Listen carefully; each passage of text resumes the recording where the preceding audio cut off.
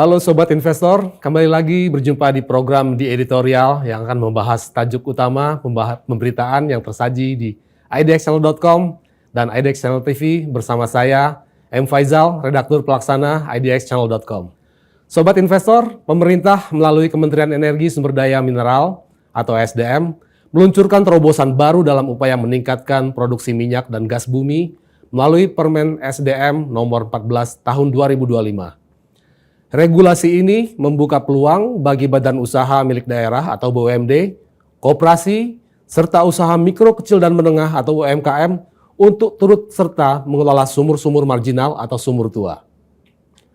Langkah ini tidak hanya bertujuan untuk mendongkrak produksi energi nasional, tapi juga untuk memberdayakan masyarakat lokal melalui penciptaan lapangan kerja dan perputaran ekonomi.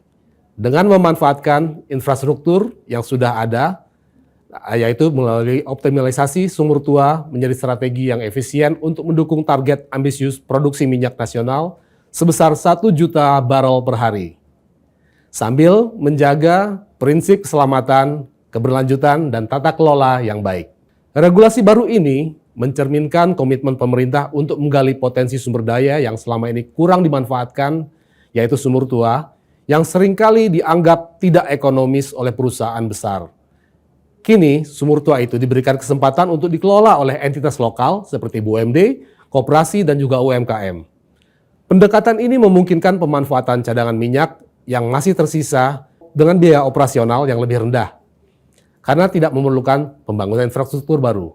Data dari Kementerian SDM menunjukkan bahwa Indonesia memiliki ribuan sumur tua yang tersebar di berbagai wilayah, terutama di Sumatera dan Kalimantan, dengan potensi produksi yang masih signifikan jika dikelola dengan baik.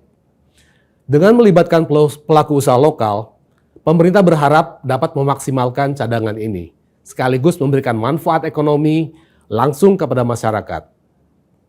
Keunggulan regulasi ini terletak pada dampak ekonominya bagi komunitas lokal. Satu sumur dapat menghasilkan 3 hingga 5 barel minyak per hari, atau setara dengan sekitar 500 hingga 800 liter dengan harga Indonesian Crude Price atau ICP sekitar $70 per barrel dan porsi bagi hasil 70%. Artinya, satu sumur dapat menghasilkan pendapatan sekitar $150 atau 2 juta rupiah per hari. Pendapatan ini tidak hanya menjadi sumber pemasukan bagi pelaku usaha lokal, tapi juga akan menciptakan efek berganda dalam perekonomian desa. Selain itu, setiap sumur diperkirakan dapat menyerap hingga 10 tenaga kerja, mulai dari operator, teknis, hingga pekerja pendukung lainnya. Dengan ribuan sumur tua yang berpotensi dioperasikan, program ini diharapkan dapat menciptakan puluhan ribu lapangan kerja baru, terutama di wilayah pedesaan yang seringkali kekurangan peluang ekonomi. Program pengelolaan sumur tua ini juga mendukung target strategis pemerintah untuk mencapai produksi minyak 1 juta barel per hari, yang menjadi pilar ketahanan energi nasional. Pada tahun 2024, produksi minyak Indonesia masih berkisar di angka 600.000 barel per hari, atau jauh di bawah target. Optimalisasi sumur tua diharapkan dapat menambah kontribusi signifikan, terutama karena biaya produksi yang relatif rendah dibandingkan dengan eksplorasi sumur-sumur baru. Misalnya, jika 1.000 sumur rakyat masing-masing menghasilkan rata-rata 4 barel per hari, maka total tambahan produksi bisa mencapai 4.000 barel per hari, atau sekitar 1,46 juta barel per tahun. Dengan harga ICP $70, ini setara dengan pendapatan atau tambahan pendapatan sekitar 102 juta dolar atau sekitar 1,66 triliun per tahun. Yang sebagian besar ini akan mengalir ke komunitas lokal dan pemerintah daerah melalui mekanisme bagi hasil. Namun, keberhasilan program ini tidak lepas dari tantangan. Pengelolaan sumur tua oleh BUMD, koperasi, dan juga UMKM memerlukan kapasitas teknis dan manajerial yang memadai. Banyak pelaku usaha lokal masih kekurangan keahlian dalam operasi sumur minyak, pengelolaan keselamatan kerja, dan juga kepatuhan terhadap regulasi lingkungan.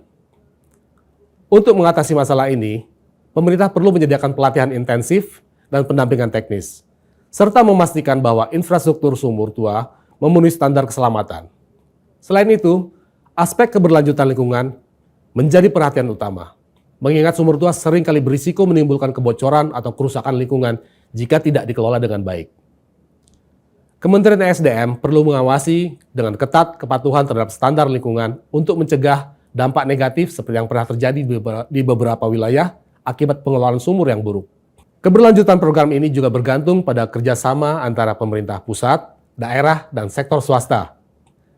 BUMD dan koperasi harus didukung dengan akses pembiayaan yang terjangkau, misalnya melalui kredit khusus dari Bank BUMN atau dana bergulir untuk UMKM. Selain itu, pemerintah daerah perlu dilibatkan dalam perencanaan dan pengawasan untuk memastikan manfaat ekonomi sampai ke masyarakat lokal. Data dari Badan Koordinasi Penanaman Modal atau BKPM menunjukkan bahwa investasi di sektor energi pada tahun 2024 lalu mencapai 400 triliun. Dan program sumur tua dapat menjadi katalis untuk menarik lebih banyak investasi lokal. Dengan pendekatan yang inklusif, program ini tidak hanya mendukung ketahanan energi, tapi juga akan mengurangi ketimpangan ekonomi antara wilayah perkotaan dan perdesaan. Langkah ini juga sejalan dengan visi pemerintah untuk memberdayakan ekonomi rakyat melalui pemanfaatan sumber daya lokal. Dengan melibatkan UMKM dan koperasi, program Sumur Tua menciptakan model ekonomi yang berbasis komunitas di mana masyarakat tidak hanya menjadi pekerja, tapi juga pemilik usaha. Namun untuk memastikan keberhasilan jangka panjang, pemerintah perlu memperkuat regulasi dan juga transparansi dalam pengelolaan bagi hasil, serta mendorong inovasi teknologi untuk meningkatkan efisiensi produksi. Dengan komitmen yang kuat dan kolaborasi lintas sektoral, optimalisasi sumur tua dapat menjadi pendorong ketahanan energi sekaligus meningkatkan kesejahteraan masyarakat, menjadikan Indonesia lebih mandiri di tengah tantangan global. Demikian program di editorial edisi kali ini. Saya M. Faizal, pamit undur diri. Pantau terus berita ekonomi, bisnis, dan pasar modal hanya di IDX Channel TV, idxchannel.com, dan media sosial IDX Channel. Sampai jumpa.